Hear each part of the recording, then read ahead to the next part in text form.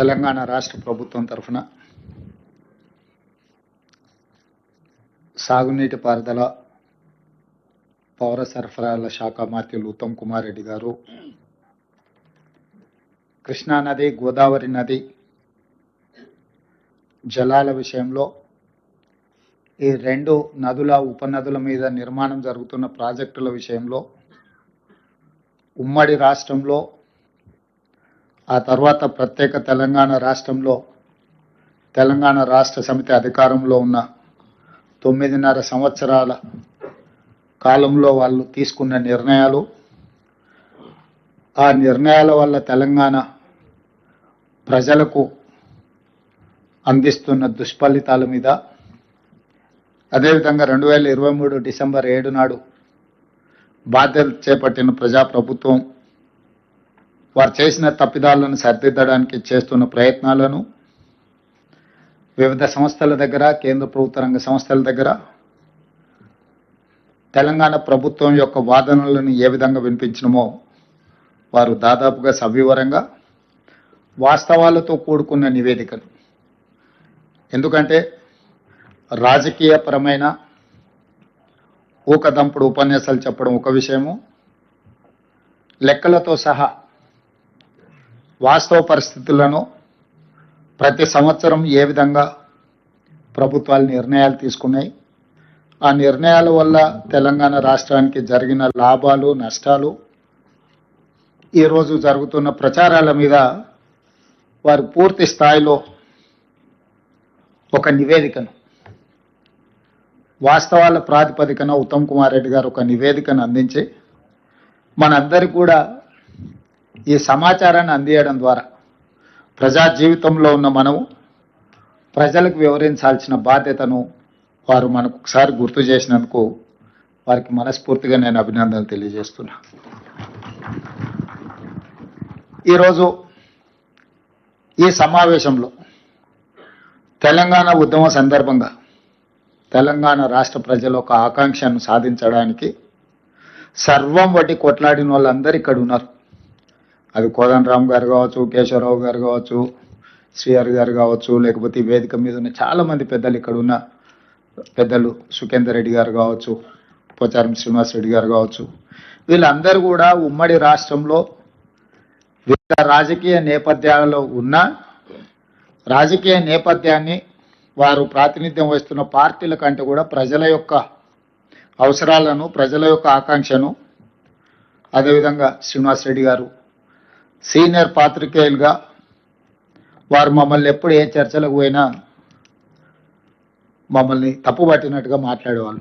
మీరు తెలంగాణ ప్రజల పక్షాన్ని ఉండాలి, మనందరం కలిసి తెలంగాణ సాధించుకోవాలి అని. మీ అందరి ప్రయత్నము, కృషి, నిరంతర పోరాటం ఈరోజు తెలంగాణ రాష్ట్రం వచ్చింది. తెలంగాణ రాష్ట్రం వచ్చిన తర్వాత 2 సార్లు చంద్రశేఖరరావు గారు ముఖ్యమంత్రిగా, సరే వారు రాజకీయ పార్టీగా నిధులు నియామకాల లేకపోతే ఇంకేమి ఎన్నికల ఎజెండా ఏ రకంగా వారు ప్రజల్ని ఒప్పించండు మెప్పించండు, 2 సార్లు అధికారాన్ని చేపట్టి వారు ఏ రాజకీయ ప్రయోజనం, ఆర్థిక ప్రయోజనం పొందినరు అనేది చర్చించ వేదిక కాదు ఇది. వారు ఉన్నప్పుడు చర్చిస్తే ఆ విషయాల మీద వారి నుంచి మనం సూటిగా మాట్లాడడానికి అవకాశం ఉంటుంది. ఇక్కడ దాదాపుగా 9.5 సంవత్సరాలు వారు ముఖ్యమంత్రిగా, 5 సంవత్సరాలు వారు సాగునీటి పారుదల శాఖ మంత్రిగా, 5 సంవత్సరాలు దాదాపుగా హరీష్ రావు గారు సాగునీటి పారుదల శాఖ మంత్రులుగా. అంటే వారి కుటుంబమే 9.5 సంవత్సరాలు ఈ శాఖకు ప్రాతినిధ్యం వహించిండ్రు. దాదాపుగా ఆర్థిక శాఖ కూడా చివరి 5 సంవత్సరాలు హరీష్ రావు గారే బాధ్యత తీసుకున్నారు. నీళ్లు నిధులకు సంబంధించి సంపూర్ణంగా వారి కుటుంబము, వారి పార్టీ వారే బాధ్యత తీసుకొని వారు చేసిన నిర్ణయాలు ఈరోజు మీ అందరి ముందు పెట్టడం జరిగింది. ఈరోజు సరే ప్రజలు ఒక తీర్పు ఇచ్చిండ్రు, ప్రజల తీర్పు అనుసారము మనందరం బాధ్యత తీసుకున్నాము. మన యొక్క అనుభవాలను బట్టి ఈరోజు శాఖలు నిర్వహిస్తున్నాం. తెలంగాణ ప్రజల తరఫున, ప్రభుత్వం తరఫున వివిధ సందర్భాలలో మేము చేయాల్సిన ప్రయత్నం అంతా చేస్తున్నాం. ఆ వివరాలు కూడా ఉత్తమ్ కుమార్ రెడ్డి గారు మీ అందరికి వివరించారు. కానీ అధికారం కోల్పోయి, ఆ తర్వాత డిపాజిట్లు కోల్పోయి, ఆ తర్వాత ఎన్నికల్లో పోటీ చేయడానికి అభ్యర్థులు దొరకకపోవడం వల్ల ఈరోజు ఒక విచిత్రమైన వాదనను తీసుకొని వాళ్ళు ముందుకు వస్తున్నారు. మొత్తం సర్వం నాశనం అయిపోయింది ఈ సంవత్సరంలోనే, అసలు ఇంత నాశనం అనేది ఇంకెప్పుడూ జరగలేదు, మేం మళ్ళీ వస్తేనే ఇదంతా సరిదిద్దుతాము, దీనికి మొత్తం కారణం కాంగ్రెస్ పార్టీ ఇప్పుడున్న ప్రభుత్వం అని చెప్పి ఒక వితండవాదం తీసుకొస్తున్నారు. సరే, ఇవన్నీ చూసి నేను ఒక అంశాన్ని ప్రస్తావించిన. ప్రజాస్వామ్యము, భారత రాజ్యాంగం, డాక్టర్ బాబాసాహెబ్ గారు అందించిన చట్టసభలే మనకు దేవాలయాలు, అక్కడే మనం చర్చించుకుందాము, వాస్తవాలను ప్రజలకు వివరిద్దాము. ఒకరోజు కృష్ణానది జలాల మీద, ఇంకొక రోజు గోదావరి నది జలాల మీద పూర్తి స్థాయిలో చర్చ చేద్దాము. ఒకవేళ కాదు కూడదు అనుకుంటే ఇంకా 1-2 రోజులు పొడిగించుకొని అయినా దీనికి సంబంధించిన వాస్తవాలను చర్చించుకుందాం. ప్రధాన ప్రతిపక్ష నాయకుడిగా వారిని ఏ తారీఖు వారు వస్తారో, ఏ తారీఖు వారు చర్చిస్తారో ఒక లేఖ రాయమని స్పీకర్ గారికి. తక్షణమే ప్రభుత్వం స్పందించి శాసనసభ సమావేశాలను ఏర్పాటు చేసుకుందామని నేను వారికి సూచన చేయడం జరిగింది. సవాల్ విసరలే. ఎందుకంటే నాకు ఈ చట్టసభల పట్ల, ప్రజాస్వామ్యం పట్ల నమ్మకం, విశ్వాసం ఉన్నది. అందుకే వీధుల్లో కాకుండా, క్లబ్బుల్లో కాకుండా, పబ్బుల్లో కాకుండా, ప్రజల ముందు చులకన కాకుండా చట్టసభలలో మనం చర్చ చేసుకుందాము. రండి, మీ అనుభవంతో మీ చేసిన ప్రయత్నాలన్నీ వివరించండి, భవిష్యత్ ప్రణాళికలను కూడా మనము చర్చించుకుందాము. మీ అనుభవంతో ఏమైనా సూచన చేస్తే మా ప్రభుత్వం తీసుకోవడానికి సిద్ధంగా ఉందని నేను వారికి సూచన చేయడం జరిగింది. ఇక సడన్గా ఆయన బయలుదేరిండు. ఆయన ఏం మాట్లాడుతున్నాడో నేను చెప్పే కంటే మీ అందరు కూడా చూస్తున్నారు. నేను పేరు ప్రస్తావిస్తే నా స్థాయి తగ్గుతుంది కాబట్టి పేరు ప్రస్తావించడానికి కూడా నేను ఇష్టపడడం లేదు. ఎందుకంటే బాధ్యత వచ్చిన తర్వాత బాధ్యతాయుతంగా వ్యవహరించాలని చెప్పి ఈరోజు నేను భావిస్తున్నా. నాకు తెలిసి ఈ భాషలకు ఏ విధంగా సమాధానం చెప్పాలో మీ అందరికి కూడా తెలుసు నా గురించి. కాకపోతే ఏంటంటే ఇంకా ఆ దిశగా వెళ్ళొద్దు అని నేను అనుకుంటున్నా. అయితే ఈరోజు ప్రధానంగా 2 విషయాల మీద నాకున్న అవగాహనను మీతో పంచుకోదలుచుకున్నాను. మొట్టమొదట తెలంగాణకు సంబంధించిన కృష్ణానది జలాల మీద చర్చించుకుందాం. చాలా వివరాలు, నీటి కేటాయింపుల విషయం నుంచి ఉమ్మడి రాష్ట్రం, ఆ తర్వాత తెలంగాణ రాష్ట్రంలో నీటి కేటాయింపులు, వినియోగం మీద పెద్దలు ఉత్తమ్ కుమార్ రెడ్డి గారు పూర్తిగా వివరణ మనకు వివరించడం జరిగింది, సమాచారం ఇవ్వడం జరిగింది. వారు కొన్ని అంశాలను ఏవైతే ఇంకా ముందుకు మనం తీసుకెళ్లాలనో ఆ అంశాలను మీ అందరితో నేను పంచుకోదలుచుకున్నాను. ఈరోజు కృష్ణానది జలాల మీద ఆంధ్రప్రదేశ్కి 512, తెలంగాణకు 299 టీఎంసీల నీటి కేటాయింపుల కోసం చంద్రశేఖరరావు గారు 2015లో కావచ్చు, 2020లో కావచ్చు, ఆ తర్వాత కృష్ణా బచావ్ ట్రిబ్యునల్ ఇచ్చినప్పటి వరకు శాశ్వతంగా బ్లాంకెట్గా మంజూరు చేసి వచ్చేసిండు. అది అయిపోయిన తర్వాత వారు బేసిన్లు లేవు, బేసిజాలు లేవు, మీరు గోదావరిలో 3000 టీఎంసీలు సముద్రంలో పోతున్నాయి, మీరు తీసుకెళ్ళండి. కృష్ణా బేసినే కాదు, గోదావరి బేసిన్ నుంచి కృష్ణా బేసిన్, కృష్ణా బేసిన్ నుంచి పెన్నా బేసిన్ వరకు, గ్రేటర్ రాయలసీమ అంటే ప్రకాశం, నెల్లూరు వరకు కూడా మీరు నీళ్లు తీసుకెళ్ళండి. ఎవరేమనుకున్నా, ఎవరికి కడుపు నొప్పి అయినా పర్వాలేదు, రాయలసీమ నేను రతనాల సీమ చేస్తానని వారు స్వయంగా ప్రకటించి, వారే జగన్మోహన్ రెడ్డి గారిని ఇక్కడికి పిలిచి ఆశీర్వదించి, వారికి సూచనలు, సలహాలు ఇచ్చి, జీవోలు ఇచ్చి, టెండర్లు చేసి అన్ని రకాలుగా వారికి సహకరించింది. సార్, వారిద్దరి అనుబంధం ఎలాంటిది అయినా అది తెలంగాణకు తీరని నష్టం. వారిద్దరి మధ్యలో ఆప్యాయత ఉండడాన్ని, అనుబంధం పెంచుకుంటే మాకేం అభ్యంతరం లేదు. కానీ శాశ్వతంగా తెలంగాణ ప్రజలకు కృష్ణానది పరివాహక ప్రాంతంలో ఉండే రైతాంగానికి మరణ శాసనం రాసే అధికారం చంద్రశేఖరరావు గారికి ఎవరు ఇవ్వలేదు. ప్రజల యొక్క హక్కులను కాపాడడానికి మాత్రమే ప్రజలు అధికారం ఇచ్చారు. ఆ అధికారాన్ని వినియోగించి తెలంగాణ రైతాంగం, తెలంగాణ ప్రజలకు శాశ్వత మరణ శాసనం రాసే అధికారం చంద్రశేఖరరావు గారికి ఎవరు ఇవ్వలేదు. వాస్తవంగా చంద్రశేఖరరావు గారు ఇంకొక విధంగా వాదించినుంటే ఈరోజు హైదరాబాదు నగరానికి తాగునీళ్లు తెచ్చుకుంటున్నాం కృష్ణానది నుంచి. హైదరాబాద్ నగరంలో ఇతర రాష్ట్రాలతో పాటు ఆంధ్రప్రదేశ్ ప్రజలు కూడా దాదాపు 20% ఉన్నారు. అసలు ఉమ్మడి కోటా నుంచి హైదరాబాద్ నగరానికి తాగునీటి జలాలను సపరేట్ చేసిన తర్వాత మిగిలినవి పరివాహక ప్రాంతం మీద మనం పంపకాలు చేపడదాము అన్నుంటే అది చర్చ ఇంకొకలాగా ఉండేది. ఆ విధంగా వారు ఎప్పుడు చర్చించలే. అదేవిధంగా ఈరోజు ఉన్న ప్రాజెక్టులకు సంబంధించి మనము నష్టాన్ని ఒకటే కోణంలో చూస్తున్నాం, నేను రెండో కోణంలో కూడా చూస్తున్నా. ఆనాడు ఉమ్మడి రాష్ట్రంలో 2011 ఆనాడు చిన్నారెడ్డి గారు, డాక్టర్ మల్లు రవి గారు, డికే అరుణ గారు ఉమ్మడి రాష్ట్రంలో ప్రధానంగా పాలమూరు రంగారెడ్డి జిల్లాల కృష్ణా పరివాహక ప్రాంతంలో సాగునీరు తాగునీరు తీవ్రమైన సమస్య ఉన్నదని మాట్లాడితే ఆ రోజు ఉమ్మడి రాష్ట్రంలోనే కిరణ్ కుమార్ రెడ్డి గారు ముఖ్యమంత్రి ఉన్నప్పుడు పాలమూరు రంగారెడ్డి ఎత్తిపోతల ప్రాజెక్టుకు ప్రభుత్వం ఆనాడు సర్వేలు జీవోలు ఇచ్చి ప్రాజెక్టు నిర్మించాలి, రోజుకు 2 టీఎంసీల నీళ్లు తీసుకోవాలి, జూరాల నుంచి తీసుకోవాలని చెప్పి ఆ రోజు స్పష్టంగా నివేదిక ఇవ్వండి అని చెప్పి సర్వేకు ఆదేశాలు ఇవ్వడం జరిగింది. ఈరోజు చంద్రశేఖరరావు గారు జూరాల నుంచి పాలమూరు రంగారెడ్డి ఎత్తిపోతల ప్రాజెక్టును శ్రీశైలంకు తరలించడం వల్ల జరిగిన నష్టాన్ని నేను వివరించదలుచుకున్నా. ఈరోజు అది తుంగభద్ర కావచ్చు, లేకపోతే కృష్ణానది కావచ్చు, భీమా కావచ్చు, నదులు ఉపనదుల నుంచి ఏ వచ్చినా మహబూబ్ నగర్ జిల్లాలో గద్వాల్ అలంపూర్ ప్రాంతంలో మొట్టమొదటి తెలంగాణ రాష్ట్రంలోకి నీళ్లు వస్తాయి. ఆ నీళ్లు తెలంగాణ రాష్ట్రంలోకి వచ్చిన ఎంబడే ఒడిసి పట్టుకొని తెలంగాణకు తెచ్చుకుని ఉంటే ఈరోజు ఆంధ్రప్రదేశ్ ప్రభుత్వం శ్రీశైలం బ్యాక్ వాటర్స్ నుంచి పోతిరెడ్డిపాడు కావచ్చు, హంద్రిని కావచ్చు, ముచ్చమరి కావచ్చు, మల్యాల కావచ్చు, కేసీ కెనాల్కు కావచ్చు, ఏమైనా వెలుగొండ కావచ్చు, ఏ ప్రాజెక్టులకైనా నీళ్లు మనం వదిలితేనే వాళ్ళకి దొరుకుతుండే.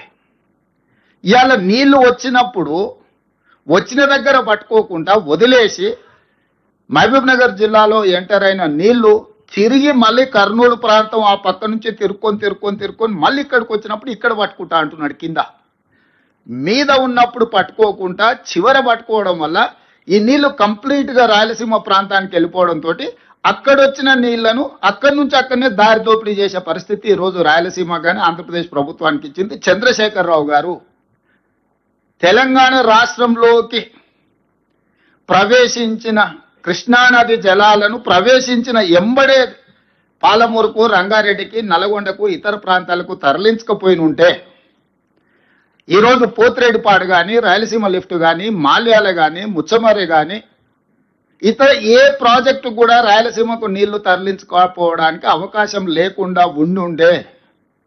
కానీ జూరాల దగ్గర కడతారా, నువ్వు చదువుకున్నావని చిన్నారెడ్డి గారిని శాసనసభలో చంద్రశేఖరరావు గారు అవహేళన చేసి అవమానించే విధంగా మాట్లాడింది శాసనసభలో, నాకు బాగా గుర్తుంది.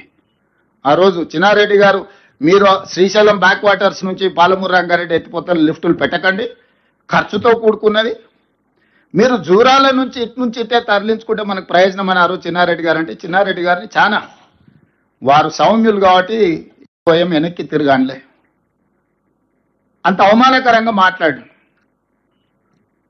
వారు ఆ రోజు చేసిన సూచన ప్రకారం ఈరోజు జూరాల నుంచే మనం నీళ్లు తెలంగాణకు తెచ్చుకొని ఉంటే ఈరోజు ఇన్ని నీళ్లు కొల్లగొట్టడానికి ఆంధ్రప్రదేశ్ ప్రభుత్వానికి అవకాశమే లేకుండే. నెంబర్ 1, చంద్రశేఖరరావు గారు అహంకారపూరితమైన అవినీతితో కూడుకున్న ఆలోచనలతో చేసిన నిర్ణయాలు ఈరోజు కృష్ణానది పరివాహక ప్రాంత రైతాంగానికి, ప్రజలకు ఒక మరణ శాసనం రాసింది. ఇది నెంబర్ 1. నెంబర్ 2, ఈరోజు ఆంధ్రప్రదేశ్కి 512 టీఎంసీల నీళ్లు వాడుకోవడానికి కృష్ణా డెల్టాలో ఎక్కువ ఆయకట్టు ఉంది. కిందికి వెళ్ళాలి, కృష్ణా గుంటూరు ఆ పక్కకి వెళ్ళాలి ఆ నీళ్ళు వాడుకోవాలంటే. అప్పుడు ఆ నీళ్ళు ఏంది, శ్రీశైలం దాటాలి, నాగార్జున సాగర్ దాటాలి, పులిచింతల దాటాలి, ఆ తర్వాతనే కింది కృష్ణా డెల్టాకు వెళ్ళాలి. అట్లా చేయడం వల్ల భూగర్భ జలాలు తెలంగాణలో పెరగడానికి అవకాశం ఉంది. ప్రతి సందర్భంలో ఆ నీళ్లు ఎంతో కొంత మన వాట తీసుకోవడానికి అవకాశం ఉంది. అది నాగార్జున సాగర్లో కావచ్చు, అది శ్రీశైలంలో కావచ్చు, పులిచింతలో కావచ్చు. ఈ రెండే ఈ నీటి కేటాయింపులే కాకుండా విద్యుత్ ఉత్పత్తి. ఈరోజు పవరు పీక్ అవర్స్లో పెద్దలు బట్టి విక్రమార్క గారు చెప్పాలి 10 రూపాయల పైన పెట్టాల్సి వస్తుంది మనకు ఓ సందర్భంలో. ఈరోజు నీళ్ల ద్వారా, జల విద్యుత్తు ద్వారా విద్యుత్తును ఉత్పత్తి చేస్తే 4 పైసలు 8 పైసలు పడుతుంది. ప్రాజెక్టుల ఇన్వెస్ట్మెంట్ కాస్ట్ అయిపోయింది కాబట్టి రా మెటీరియల్కి ఏం కాస్ట్ లేదు. నీళ్లు దేవుడిచ్చిన వరం కాబట్టి శ్రీశైలం, నాగార్జున సాగర్, పులిచింతలో విద్యుత్ ఉత్పత్తి చేస్తే ఆ విద్యుత్తులో తెలంగాణకు వాటా వస్తే చారానకో ఆటానకో పర్ యూనిట్ విద్యుత్ వచ్చేది. ఈరోజు శ్రీశైలం వెనకాలనే పోతిరెడ్డిపాడు, రాయలసీమ, ముచ్చమర్రి, మాల్యాల ద్వారా నీళ్లు లిఫ్టులు చేసుకొని పోవడం వల్ల శ్రీశైలం పవర్ ప్రాజెక్టు డిఫంక్ట్ అవుతుంది, Nagarjuna Sagar power project defunct అవుతుంది, పులిచింతలో ఉన్న పవర్ ప్రాజెక్టు డిఫంక్ట్ అవుతాయి. మీరు కేవలం నీళ్ల తీసుకెళ్లడం ద్వారా వ్యవసాయానికి జరిగే నష్టాన్ని మనం ఆలోచన చేస్తున్నాం, కానీ చారానకో ఆటానకో యూనిట్ దొరికే పవర్ ప్రాజెక్ట్స్ కూడా డిఫంక్ట్ అవడంతో 10 రూపాయలకు పర్ యూనిట్ కొనుక్కునే పరిస్థితి తెలంగాణకు వస్తే, ఒకవేళ 10 రూపాయలు పెట్టినా విద్యుత్ దొరకని పరిస్థితి వస్తే విద్యుత్ పరంగా కూడా తెలంగాణకు తీరని నష్టం జరుగుద్ది. ఈ రెండవ నష్టాన్ని కూడా చంద్రశేఖరరావు గారే మనకు అందించిండు. మూడవది, ఆనాడు 2 టీఎంసీలతో పాలమూరు రంగారెడ్డి ఎత్తిపోతల కంబైన్డ్ స్టేట్లో జీవో ఇస్తే చంద్రశేఖరరావు గారు వచ్చిన తర్వాత 2 టీఎంసీలను కాస్త 3 టీఎంసీలు చేస్తాం అనుకున్నాం. మేము 2 టీఎంసీలను కాస్త 1 టీఎంసీకి చేసిండు. ఒఫీషియల్ రికార్డ్స్ ఉన్న అధికారులు ఇక్కడ ఉన్నారు. 2 టీఎంసీ పాలమూరు రంగారెడ్డి ఎత్తిపోతల్ని ఎత్తుకోవాల్సిన జీవోలను అంచనాలనే అడగోలుగా పెంచిండు, ఎత్తుకునే నీళ్ళను తగ్గించిండు. ఢిల్లీకి ఆ టీఎంసీని అసలు ఎక్కడి నుంచి దేవాళ్ళు తేకుండా గందరగోళం చేసిండు. అవతల 4 టీఎంసీలతోని శ్రీశైలం బ్యాక్ వాటర్స్ నుంచి పోవాల్సింది దాదాపుగా 10 టీఎంసీలకు వాళ్ళు పెంచుకొని ప్రాజెక్టులు నిర్మించుకుంటే ఈరోజు 2 టీఎంసీలు తరలించే పాలమూరు రంగారెడ్డిని 1 టీఎంసీకి తగ్గించిండు. దాదాపుగా ఎస్ఎల్బిసి 2006-7లో కోమటిరెడ్డి గారు వీళ్ళందరూ కొట్లాడి తెచ్చుకున్న గ్రావిటీతో తీసుకోవాల్సిన ఎస్ఎల్బిసిని 34 కిలోమీటర్లు ఉమ్మడి రాష్ట్రంలో టన్నెల్ కొడితే 10 కిలోమీటర్లు కొడితే అయిపోయింది. సంవత్సరానికి 1 కిలోమీటర్ పూర్తి చేసిన ఇవాళ ఎస్ఎల్బిసి కంప్లీట్ అయి ఉండేది. జస్ట్ ఆ రోజు 1000 కోట్లు ఖర్చు పెడితే ఇవాళ 3000 కోట్లు అంచనా పెరిగినాయి. అలా 1000 కోట్లు అంచనా ఖర్చు పెడితే 3,64,000 ఎకరాలకు నల్గొండ జిల్లాలో నీళ్ళిచ్చే ఎస్ఎల్బిసిని పడవ పెట్టిండు. పాలమూరు రంగారెడ్డి ఎత్తిపోతలను జూరాల నుంచి శ్రీశైలానికి తరలించి అంచనాలు పెంచి దాన్ని ఈ రోజు వరకు పూర్తి చేయలే. ఉమ్మడి రాష్ట్రంలో మొదలుపెట్టిన కల్వకుర్తి లిఫ్ట్ ఇరిగేషన్కి నీటి కేటాయింపుల మీద ఇంతవరకు పరిష్కారం చూపించలే, అది పూర్తి చేయలే. భీమా, నెట్టంపాడు, కోయిల్సాగర్ ఏ ప్రాజెక్టు చూసినా సీతారామ సాగర్ వరకు, ఇందిరాసాగర్ వరకు ఆ కిందికి పోతే ఏ ఒక్క ప్రాజెక్టు కూడా ఈ 9.5-10 సంవత్సరాలలో చంద్రశేఖరరావు పూర్తి చేయకపోవడం వల్ల ఈరోజు మనకు హక్కులు రాలేదు, ప్రయోజనము చేకూరలేదు. చివరికి ఈరోజు దాన్ని సర్దిద్దుదామని మేము ఎప్పుడైతే కూర్చొని ఈయన ఇచ్చిన లేఖలు, ఈయన వాళ్ళ పట్ల చూపించిన ఔదార్యం, ప్రేమను, ఇది తెలంగాణ ప్రజలకు ప్రయోజనం లేదని ఎప్పుడైతే మేము మాట్లాడుతున్నామో ఈ రోజులను ప్రజలను తప్పుదోవ పట్టించడానికి ఈరోజు వాళ్ళు శాయశక్తుల ప్రయత్నం చేస్తున్నారు. అందుకే ఈరోజు కృష్ణానదిలో చంద్రశేఖరరావు గారు చేసిన ద్రోహము ఉమ్మడి రాష్ట్రంలో సీమాంధ్ర పాలకులు చేసిన అన్యాయానికంటే 1000 రెట్లు ఎక్కువ అన్యాయం చేసిండు చంద్రశేఖరరావు. నిజంగా ఒకవేళ అనాల్చి వస్తే, ఒకవేళ ఇట్లాంటి తప్పులు చేసినందుకు వాళ్ళని ఒక్క కొరడా దెబ్బ కొట్టాల్సి వస్తే చంద్రశేఖరరావు గారిని 100 కొరడా దెబ్బలు కొట్టాల్సిన కృష్ణానదిలో మనకు చేసిన ద్రోహానికి.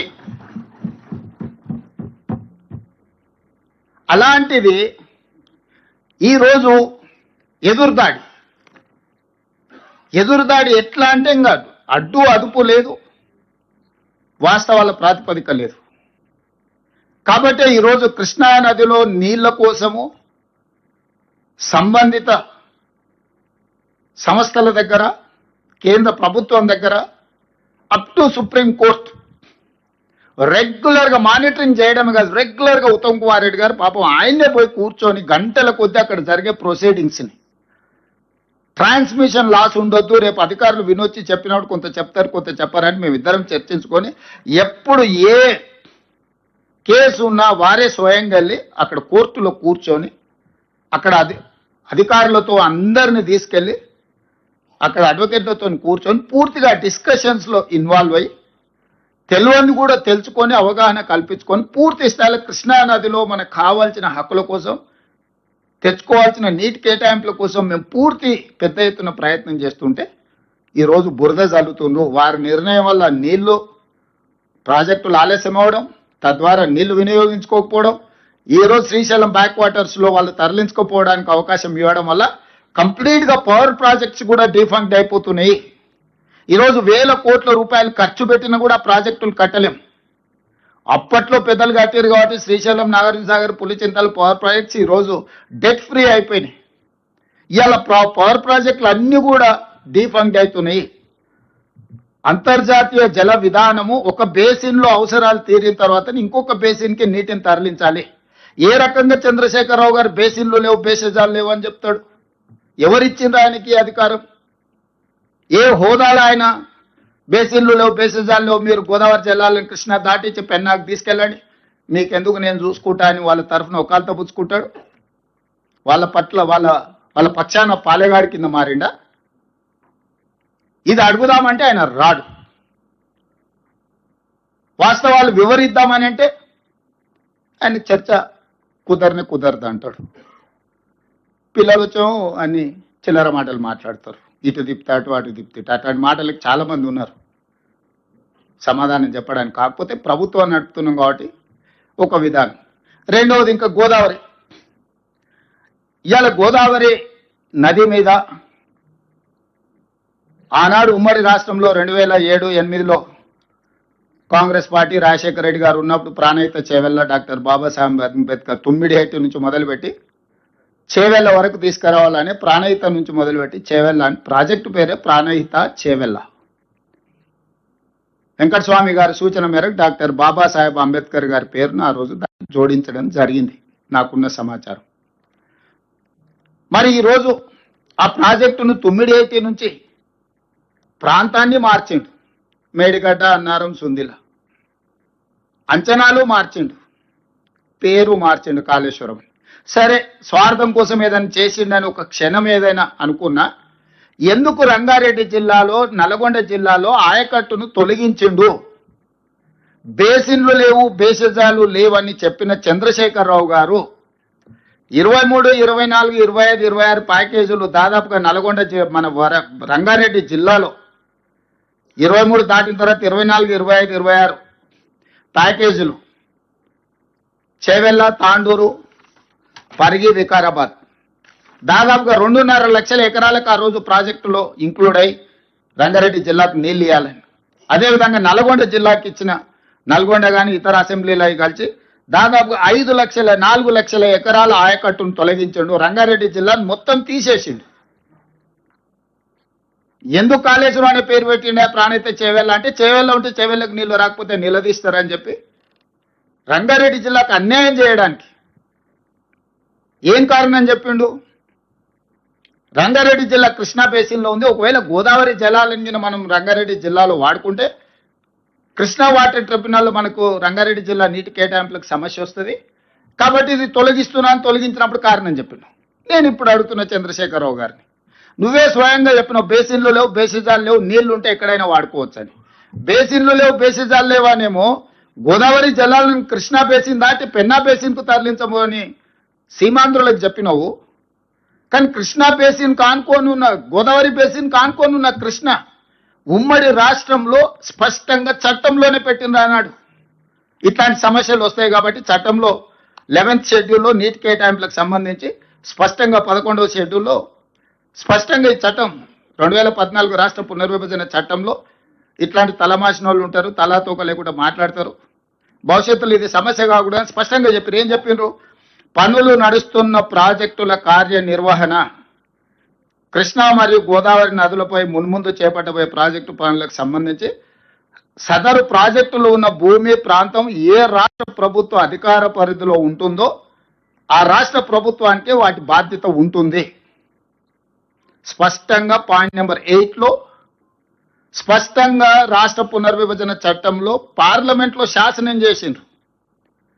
ప్రాణహిత నుంచి చేవెళ్లకు, గోదావరి బేసిన్ నుంచి కృష్ణా బేసిన్కు తరలించుకోపోవడానికి ఆనాడు 2008లో ఏదైతే టెండర్లు పిలిచి పనులు మొదలుపెట్టిండ్రు. 24, 25, 26 ప్యాకేజీల పనులు జరిగినాయి. కొన్ని 100 కోట్లు ఖర్చు అయినాయి. వాటిని మీరు ఎందుకు తొలగించారు చంద్రశేఖరరావు గారు? ఎవరు ఈరోజు మీరు సమాధానం చెప్పాలి కదా. ఆంధ్రప్రదేశ్ గోదావరి జలాలను తరలించుకుపోవడానికి బేసిన్లు లేవు, బేసిజాలు చేయవని చెప్పిన నువ్వు తెలంగాణ రంగారెడ్డి జిల్లా, నల్గొండ జిల్లాకు గోదావరి జలాలను ఇయ్యడానికి అది గోదావరి బేసిన్ కృష్ణా బేసిన్ కు తీసుకురావడానికి వీలు లేదని చెప్పి నువ్వే కదా తొలగించింది. దీనికి మీరు సమాధానం చెప్పాలి కదా చంద్రశేఖరరావు గారు. ఈరోజు ఏం అన్యాయం చేశారు? చేవెళ్ళ, తాండూరులో, వికారాబాదులో, పరిధిలో ఆనాడు మొత్తం ఎమ్మెల్యేలను నిన్నే గెలిపించారు కదా. పార్లమెంట్ కూడా ఆ రోజు నీ చేతుల్లోనే ఉండే కదా. చెవెళ్ళ పార్లమెంటు ఓట్లన్నీ నీకేస్తే ఆనాడు కాంగ్రెస్ ఇచ్చిన ప్రాణైతే చేవెళ్లలో దాదాపుగా 2.5 లక్షల ఎకరాలు, కొడంగల్ కూడా నీళ్లు ఇస్తాను 2009 ఎన్నికలలో రాజశేఖర రెడ్డి గారు మాట ఇచ్చారు ప్రచారంలో వచ్చి. ఈ గోదావరి జలాలను కొడంగల్ శాసనసభ నియోజకవర్గం వరకు కూడా పొడిగిస్తాము గోదావరి జలాలని.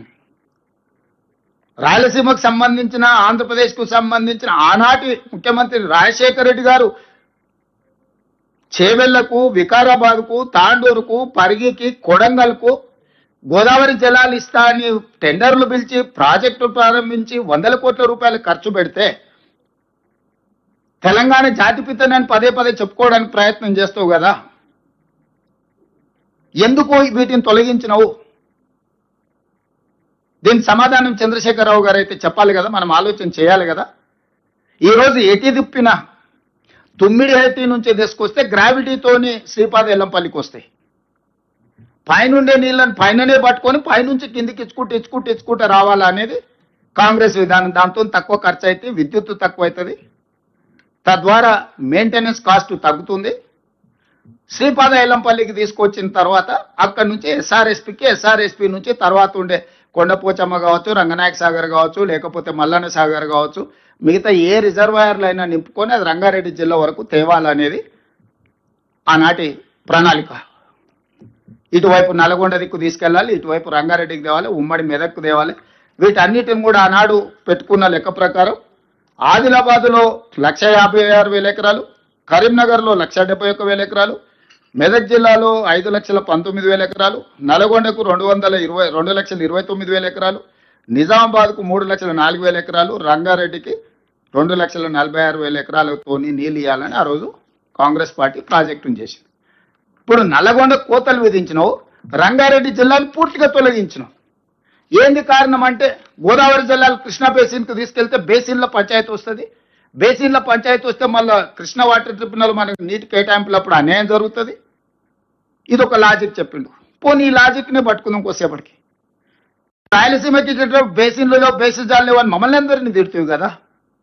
నువ్వు వాళ్ళ గొప్పల కోసం, వాళ్ళ మెప్పు కోసము మమ్మల్ని తిట్టకుంటే తిట్టి మొత్తం తెలంగాణ హక్కులను, నీళ్లను తాకట్టు పెట్టి చేసిన తప్పులకు ప్రజలకు శిక్ష ఇచ్చినప్పుడు మౌనంగా నన్ను ఉండాలి. మళ్ళీ బజారెక్కి నోటికొచ్చింది మాట్లాడి ఈరోజు వితండవాదం చేస్తున్న పరిస్థితుల్లో ఉత్తమ్ కుమార్ రెడ్డి గారు ఈ వివరాలన్నిటిని కూడా తెలంగాణ సమాజానికి మీ ద్వారా, తెలంగాణ సమాజానికి నిజమైన ప్రతినిధులుగా మీరు అందరు తెలంగాణ ప్రజలకు వివరించాలన్న ఆలోచనతోని ఇందులో ఒక చిన్న లెక్క చెప్తా.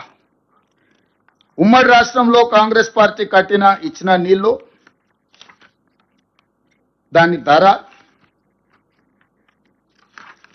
దాదాపుగా 54 లక్షల ఎకరాలకు మనం నీళ్లు ఇస్తే ఎకరాకు నీళ్లు ఇవ్వడానికి మనం పెట్టిన ఖర్చు 93,000.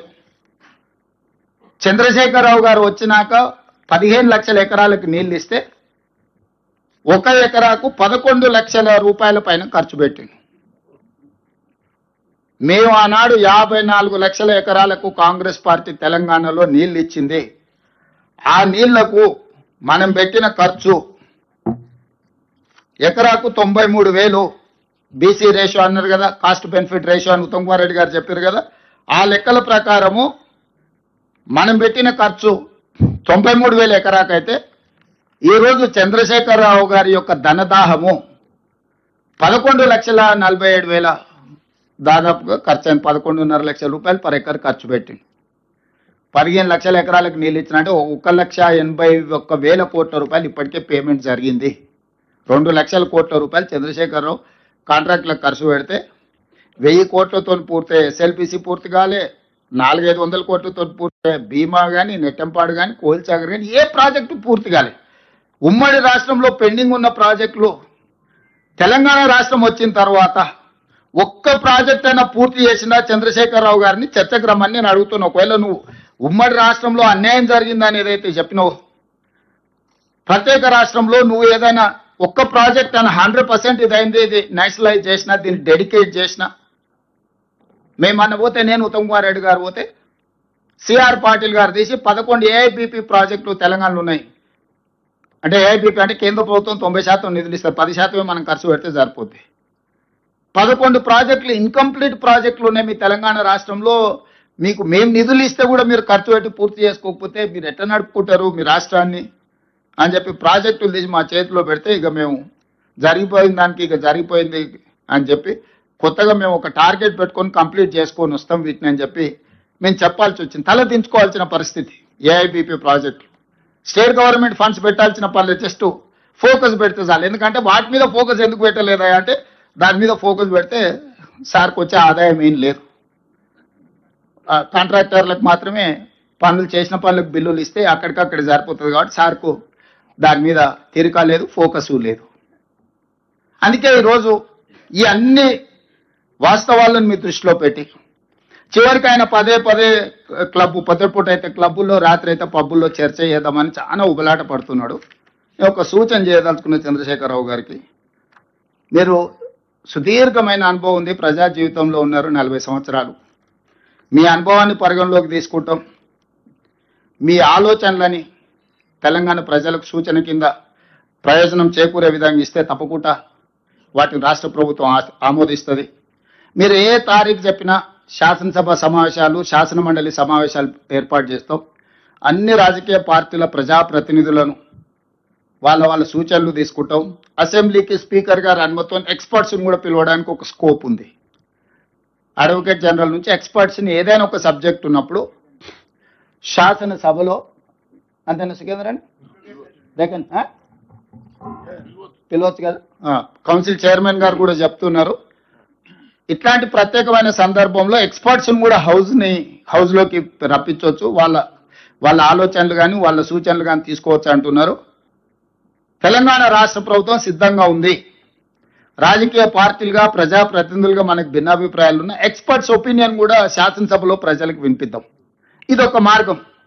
ప్రజాస్వామ్యం పట్ల నమ్మకం ఉన్న వాళ్ళకు, విశ్వాసం ఉన్న వాళ్ళకు, మనల్ని ఎన్నుకున్నదే ప్రజలు, చట్టసభల సమస్యల మీద చర్చించి వాటికి ఒక పరిష్కారం చూపించాలా, ప్రజలు కూడా ఒక అవగాహన కల్పించే బాధ్యత ప్రజలు మనకి ఇచ్చిండ్రు.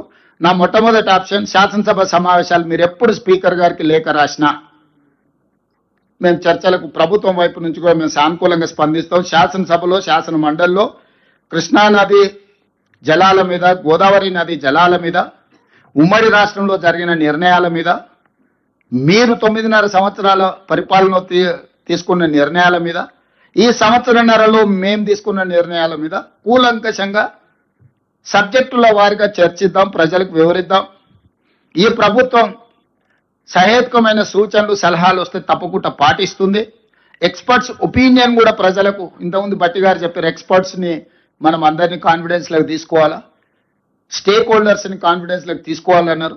స్టేక్ హోల్డర్స్ని, ఎక్స్పర్ట్స్ని, న్యాయశాఖలో కోవిధులను, సాగునీటి రంగంలో కోవిధులను, మిగతా ప్రజలలో ఉండే వాళ్ళని కూడా అందరినీ పిలిచి అవసరమైన మేరకు ఒక చర్చను ఒక మంచి వాతావరణంలో చర్చించి తెలంగాణ మిగతా రాష్ట్రాలకు, దేశానికి ఆదర్శంగా ఉండే విధంగా చట్టసభల్ని నిర్వహిద్దాం. సభానాయకుడిగా నేను మాటిస్తున్నా, మా వాళ్ళందరి తరఫున ఏ చిన్న గందరగోళం లేకుండా, ఎవరి గౌరవానికి భంగం కలగకుండా సభను నిర్వహించే బాధ్యత నాది. ఎవరిని కూడా పల్లెత్తు మాట అనవసరంగా మాట్లాడకుండా పక్క చట్ట పరిధిలో చట్టసభల్ని నిర్వహించే బాధ్యత నాది. నేను తీసుకుంటా. సభ జరిగినంతసేపు ఒక క్షణం కూడా పక్కకు కూర్చొని సభలో ప్రశాంతమైన వాతావరణంలో అర్థవంతమైన చర్చలకు మేము వేదిక ఏర్పాటు చేస్తాము. చంద్రశేఖరరావు గారు మీరు రండి, ఎక్స్పర్ట్స్ను పిలుద్దాము, తెలంగాణ స్టేక్ హోల్డర్స్ను పిలుద్దాము, ప్రభుత్వం వైపు నుంచి మా ఆలోచన, మా పాలసీ డాక్యుమెంట్ మేము ముందర పెడతాము. మా పాలసీ డాక్యుమెంట్లో ఏమైనా లోపం ఉన్నా లేకపోతే ఏమైనా సవరించేది ఉంటే కూడా మేము ఓపెన్ మైండ్తో ఉన్నాము. మేము వాటిని సవరించుకొని తెలంగాణ రాష్ట్ర రైతుల యొక్క హక్కులను శాశ్వతంగా ఎందుకంటే ఇప్పుడు లైన్స్ డ్రాప్ కాబోతున్నది, లా సెటిల్ కాబోతుంది. ఈ టైంలో మనం తేరుకోకపోతే, ఈ టైంలో మనం సరైన దిశగా దీన్ని ఒక విధానపరమైన ఆలోచనతో ముందుకు పోకపోతే తెలంగాణకు నష్టం జరుగుతుంది. కాబట్టి 40 సంవత్సరాల ప్రజా జీవితంలో సుదీర్ఘమైన అనుభవం కలిగిన చంద్రశేఖరరావు గారికి నేను సాదరంగా ఆహ్వానం పలుకుతున్నాను. ఎందుకంటే వారు ప్రధాన ప్రతిపక్ష నాయకుడు కూడా. వారు ప్రధాన ప్రతిపక్ష నాయకుడు, వారి ఆరోగ్యం బాగుండాలి, ప్రజా జీవితంలో ఉండాలి, వారు ప్రజలకు ఉపయోగపడాలని నేనంటే వాళ్ళ కొడుకు వచ్చి అంటాడు ఆయన ఎందుకు వానికి ఆయన రాడు, ఆయనతో ఏం పని ఉందా. నేపాల్లో కూడా ఇట్లనే రాజ్యం రాలేదని చెప్పి AK-47 అని చెప్పి డిన్నర్ అని పిలిచిండు ఫ్యామిలీలు అందరినీ. AK-47 పెట్టి 16 మంది పడపడ కాల్చేసిండు. ఇంక అందరూ వేరు కాబట్టి వాడు ఒకడే మిగిలిండు, వాడే రాజాడు నేపాల్కి.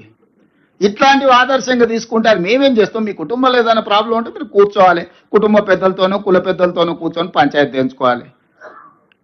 తమ్ముడి చెల్లెలకు పంచాయతీ ఉంటే, బాబామర్దులకు పంచాయతీ ఉంటే ఎవరినో ఒకరిని కుల పెద్దనో కుటుంబ పెద్దనో పిలుచుకొని పంచాయతీలు తెంచుకోవాలి. కానీ ఈ వీధి బాగాతోలేనే ఓ దిక్కు బావ, ఓ దిక్కు బామర్ది, ఇంకో దిక్కు చెల్లె, ఈయన గల్లీలంట ఆమె ఢిల్లీలంట. ఏంటిది? తెలంగాణ సమాజం గమనిస్తలేదా? ఈ వీధి బాగోతాలు మంచివి కావు. 10 సంవత్సరాల అధికారాన్ని చెలాయించిండ్రు. 10 సంవత్సరాల తర్వాత ప్రజలు ఒక తీర్పు ఇచ్చిండ్రు, స్పష్టమైన తీర్పు. ఆ తీర్పును గౌరవించండి. ఇక ఇదొక మార్గం. రెండవది, సరే మీ లైన్లకే కొంచెం వస్తా, ఎప్పుడో ఎక్కడికైనా వస్తా, ఎక్కడికైనా రామాట, ఎక్కడికొద్దు స్వామి, ఎర్రవల్లి ఫామ్ హౌస్కు నేనే మా మంత్రుల బృందాన్ని పంపిస్తా, ఏం ప్రాబ్లం లేదు. తారీఖు చెప్పు, మొత్తం ఈ సెటప్ అంతా తీసుకొని వస్తారు మా వాళ్ళు.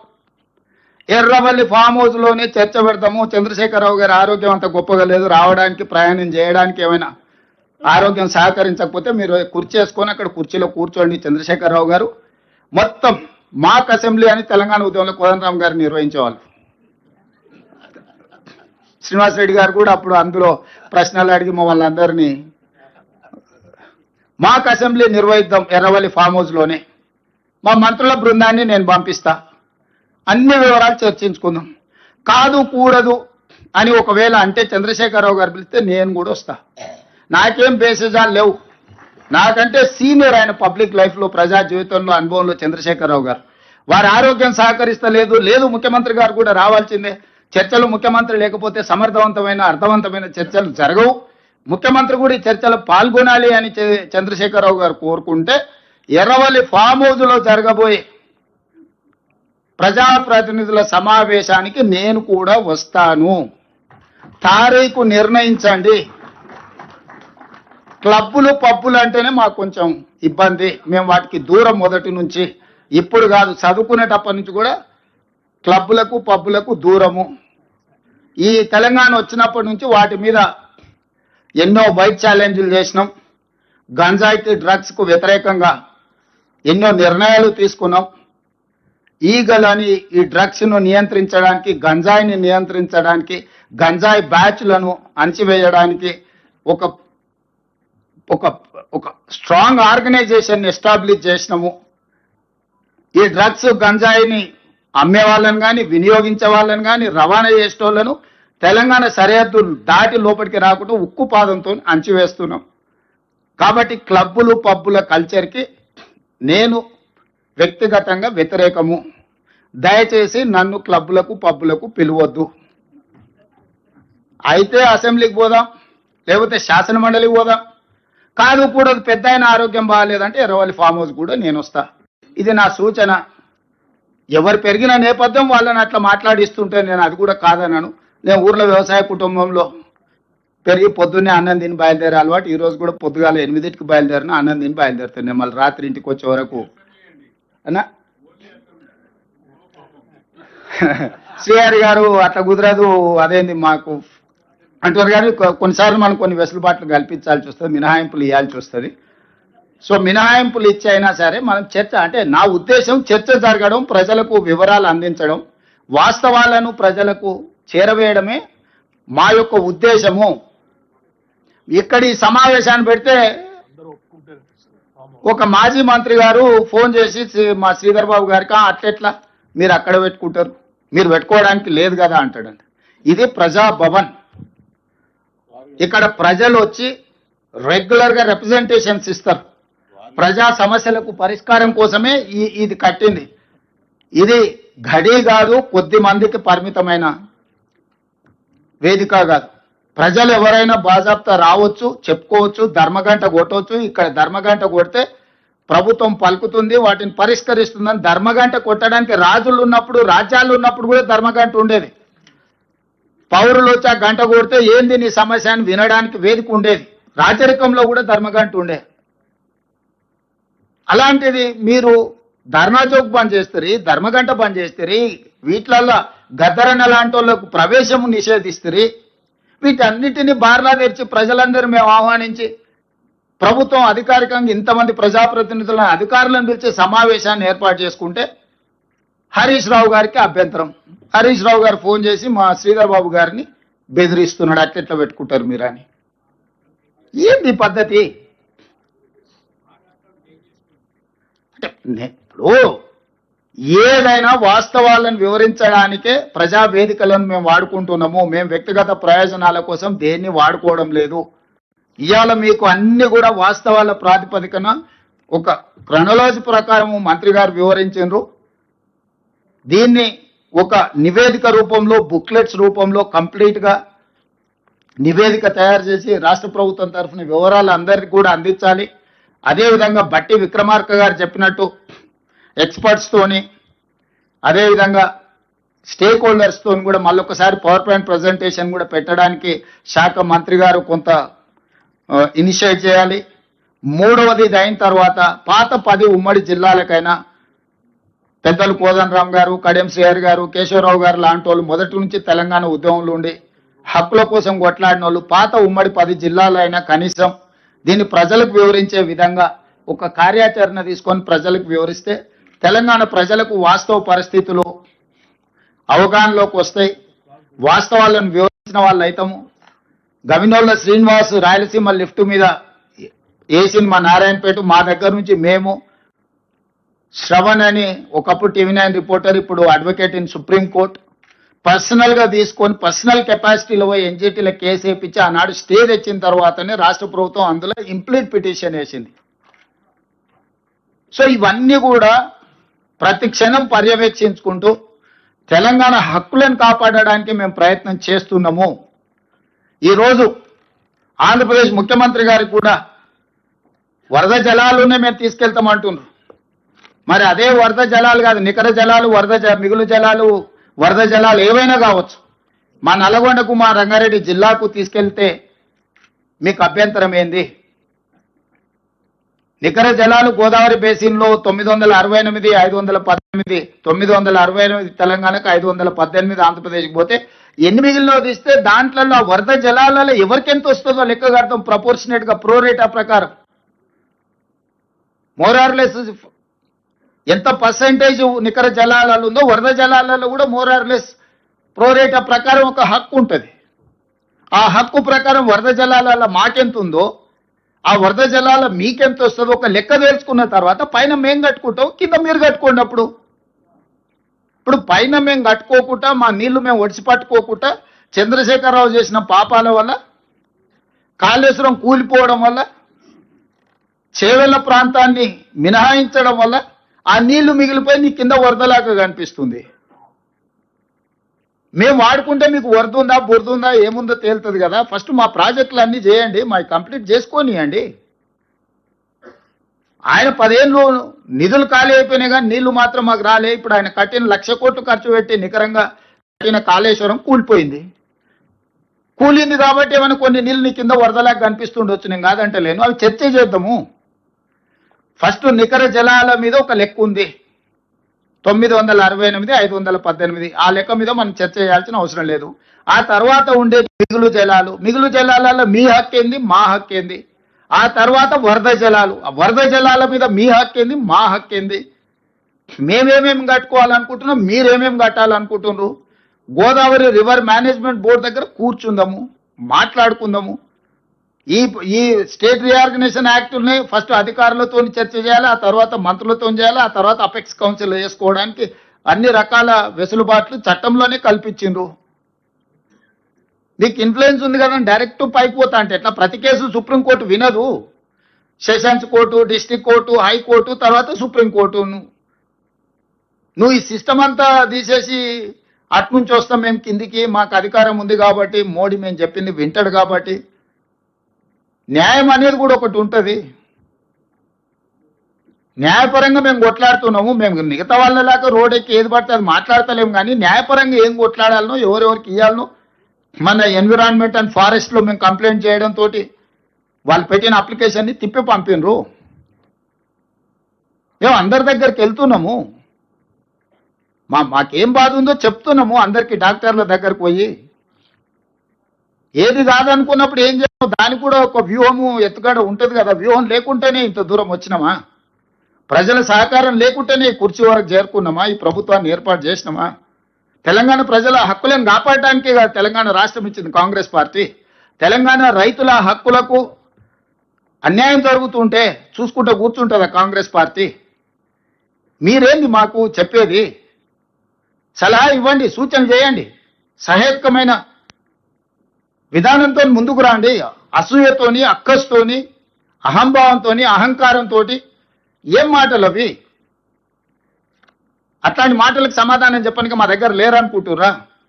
మా ఒక్క మందుల సామెలు చాలు, మేము అందరం అక్కర్లేదు. ఒక మందుల సామెలు నువ్వు పంపిస్తే చాలు, నీకు నీ తాతకు 3 తరాలకు సమాధానం చెప్తాడు. అది కాదు కదా. మేమేదో గౌరవంగా చట్టసభలలో చర్చిద్దాము, రండి మీరు పెద్ద మనుషులు, మీరు మీ అనుభవాన్ని చెప్పుదురండి అని మేము అంటుంటే అదేదో మా చేతకాంతనం అనుకొని తలా తోక లేకుండా మాట్లాడితే తోక కత్తిరించే తెలుసు. ఒకవేళ నీకు తెలియకపోతే మీ నాయన అడుగు, ఏం చేస్తే ఏమైందో మీ నాయన ఇప్పుడు ఏడున్నాడో. నాకు చికాకు కలిగించొద్దు. నాకు చికాకు కలిగిస్తే మళ్ళీ అది బాగుండదు. నేను చదవడం మొదలు పెడితే మళ్ళీ అది మంచి కూడా ఉండదు. ఏదేమైనా కృష్ణా నది జలాలలో, గోదావరి నది జలాలలో తెలంగాణ హక్కులను ఎవ్వరికి తాకట్టు పెట్టము. ఎంతటి వారు వచ్చినా ఎవరితోనైనా నిటారుగా నిలబడి కొట్లాడతాము. ప్రజలు ఒక విశ్వాసంతో, నమ్మకంతో మాకు అవకాశం ఇచ్చిండ్రు. శాశ్వతంగా చరిత్రలో గొప్పగా నిలిచిపోయే విధంగానే మా విధానము, మా ఆలోచన, మా పోరాటం ఉంటుంది. ఎవరి వ్యక్తుల కోసం ప్రజల హక్కులను తాకట్టు పెట్టము. ఎవరు ఎదురుగా ఉన్నా తెలంగాణ ప్రజల హక్కుల విషయంలో దేవుడే వచ్చి ఎదురుగా నిలబడ్డా నిటారుగా నిలబడి కొట్లాడతాము. వ్యక్తులు అనేది మర్చిపోండి. తెలంగాణ హక్కులకు అన్యాయం జరుగుతుంది చేస్తామని దేవుడు ఎదురుగా నిలబడ్డా కూడా దేవుడినైనా ఎదురించి తెలంగాణ ప్రజల తరఫున నిలబడే బాధ్యత మాది, మా మంత్రి వర్గాన్ని. ఎవరు అధైర్యపడాల్సిన పని లేదు. అసూయతోనూ అక్కస్తోనూ ఎవరైనా చిల్లర మాటలు మాట్లాడితే వాళ్ళ నీతి, వాళ్ళ జాతి ప్రజలు గుర్తిస్తారు. ధన్యవాదాలు. గౌరవనీయులు ముఖ్యమంత్రి గారికి, గౌరవనీయులు ఉప ముఖ్యమంత్రి గారికి, మంత్రివర్గ సభ్యులందరికీ, అదేవిధంగా ఎంపీస్, ఎమ్మెల్యేస్, అడ్వైజర్స్, గౌరవనీయులు కౌన్సిల్ చైర్మన్ గారికి, అధికారులందరికీ అందరికీ ధన్యవాదాలు. ఈ సమావేశం ముగిసింది. Thank you.